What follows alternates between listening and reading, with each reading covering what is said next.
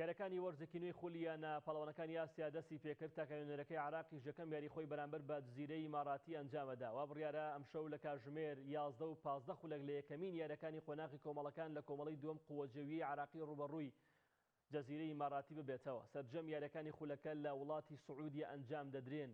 یاریەکەی قووەجێویە لەسەر یاریگای مەلیک فەهد لە شاری ڕیاضی پایتەختی سعودیە بەڕێوە دەچێت. یانەی قووەجێویە ئاینی ڕابردوو گەیشتە سعودیا و کەمپێکی مەشق و ڕایەنانی ئەنجامدا تاوەکو بە باشترین شێوە لە خولیانە پاڵەوانەکانی ئاسیا دەربکەوێت. دوای ئەوەی زەوران نەیتوانی پاڵاوتنی کۆتایی ببڕێ و لێدانە یەکلایکەرەوەکان بە شاریقەی ئیماراتی دۆڕا. قووەجێویە بۆ ئەم وەرزە تاکە نوێنەری عراق لە خولەکە تاوەکو ئێساش هیچ گیانەیەکی عراقی نەیتوانیەوە قۆناغی کۆمەڵەکانی خولەکە لە سیستەمی نوێ ببڕێ. قووەجێویە پاڵپشت بە 3 نازناوی جامێکێتی ئاسیا و پێکاتێکی بەهێز بە سەرپەرشتی حەکیم شاکری ڕایەنەر خەونی ئەوەیە قۆناغی کۆمەڵەکان ببڕێ.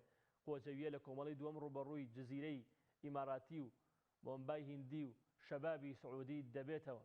لە ماوەی تەنها 20 ڕۆژ هەر 6 یاریەکەی قۆناغی کۆمەڵەکان بەسەر یەکەوە ئەنجام دەدات.